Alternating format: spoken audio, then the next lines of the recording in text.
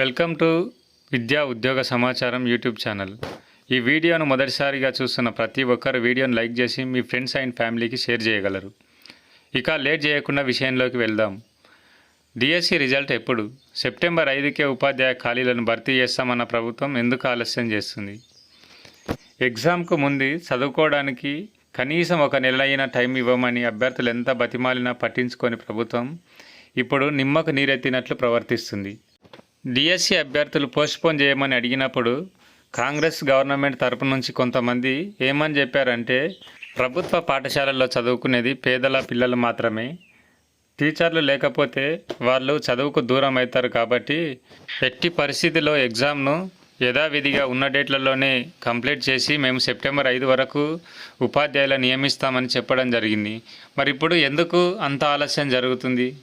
అప్పుడు పేద విద్యార్థుల భవిష్యత్ గురించి ఆలోచించిన ప్రభుత్వం ఇప్పుడు ఆ విద్యార్థుల భవిష్యత్ గురించి ఆలోచించడం లేదా? అసలు ఎందుకు ఈ ప్రభుత్వం డిఎస్సి రిజల్ట్ విషయంలో లేట్ చేస్తుంది? దానికి కారణం ఇంతవరకు ఈ ప్రభుత్వంలో విద్యాశాఖ మంత్రి లేకపోవడం అని చెప్పవచ్చు. ఎందుకంటే విద్యాశాఖ మంత్రి ఉంటే నిర్ణయం తీసుకోవడంలో తనది మాత్రమే పాత్ర ఉంటుంది.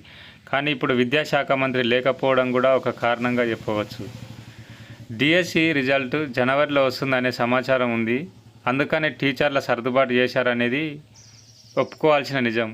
లేదంటే డిఎస్సి ద్వారా కొత్త ఉపాధ్యాయులను నియమించే ముందు ఉపాధ్యాయుల సర్దుబాటు అవసరం లేదు కదా. ఇది డిఎస్సి రిజల్ట్ మరింత ఆలస్యం అవుతుందనే విషయాన్ని బలపరుస్తుంది. ఈ వీడియో మీకు నచ్చినట్లయితే లైక్ చేసి మీ ఫ్రెండ్స్ అండ్ ఫ్యామిలీకి షేర్ చేయండి.